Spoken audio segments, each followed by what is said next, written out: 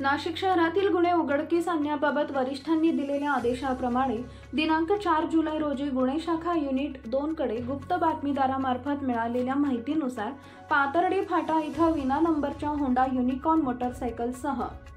असलेल्या इसमांचा शोध घेऊन त्यांच्याकडे अधिक चौकशी केली असता त्यांची नावे खादिम हुसेन काजिम हुसेन सय्यद वय वर्ष 42, अर्चना पाटील चाळ इंदिरा नगर अंबिवली कल्याण, बादशाह काजी खान वय वर्ष 32 राहणार पाटील नगर अंबिवली कल्याण पश्चिम असं बतावणी करून सोने लुटणारी हिराणी टोळीतील असल्याचं समजून आले। त्यांच्याकडे केलेल्या चौकशीत त्यांनी देवळाली कॅम्प पोलीस ठाण्यात व इंदिरा नगर पोलीस ठाण्यात त्यांच्या विरुद्ध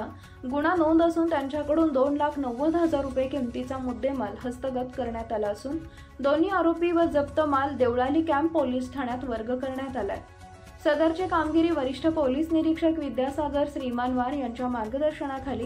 गणेश युनिट 2 कडे सहाय्यक पोलीस उपनिरीक्षक विवेकानंद पाठक, मनोहर शिंदे, विशाल कुवर, समाधान वाजे, स्वप्नील जोंदळे, महेश खांडवाले, तेजस मते, चंद्रकांत गवळी, प्रकाश महाजन यांनी यशस्वीरित्या पार पाडली आहे। महाराष्ट्र क्रांती न्यूज साठी मुख्य संपादक प्रकाश बागुल, नाशिक। अशाच नवनवीन बातम्या पाहण्यासाठी आमच्या महाराष्ट्र क्रांती न्यूज या YouTube चॅनलला लाईक करा, सबस्क्राईब करा आणि बेल आयकॉनला प्रेस करा।